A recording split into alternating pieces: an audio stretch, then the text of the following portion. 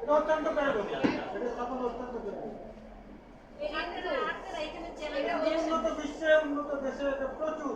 এটা অত্যন্ত ব্যয়বহুল হলেও এটা আমাদের দেশে সম্ভব, যেহেতু আমাদের দেশে মৌসুমী বায়ু আছে এবং আমাদের দেশে এটা সম্ভব, বিশেষ করে সমুদ্রের পাড়ে ওখানে সবচেয়ে প্রচুর বাতাস। হ্যাঁ, ভবিষ্যতে তো এটা হবে, ভবিষ্যতে হবে।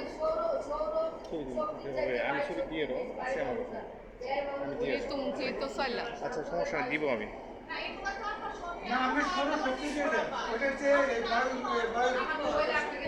বায়ু শক্তি এটা আমরা বের করবো। ঠিক নাই, সবই আবহাওয়ার উপর নির্ভর আবার।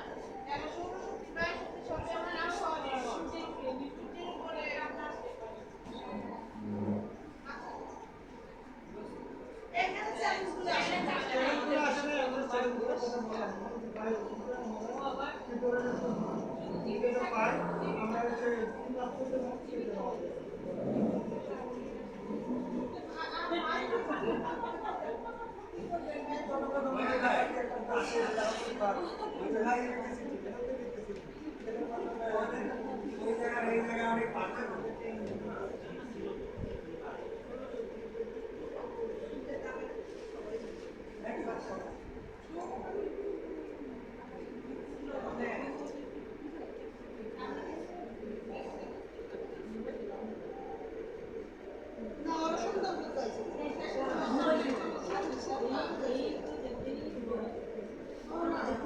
আরেক জায়গায় দেখলাম কক্সবাজার শহরে তৈরি করেছে।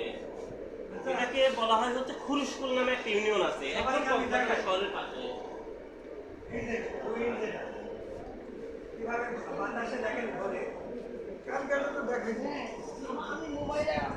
আমি একটু দেখিয়ে দিই। এইভাবে দেখা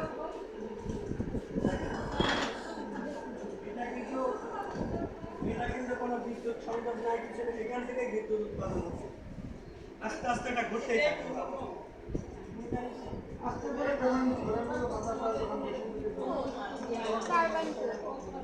টারবাইন নাই।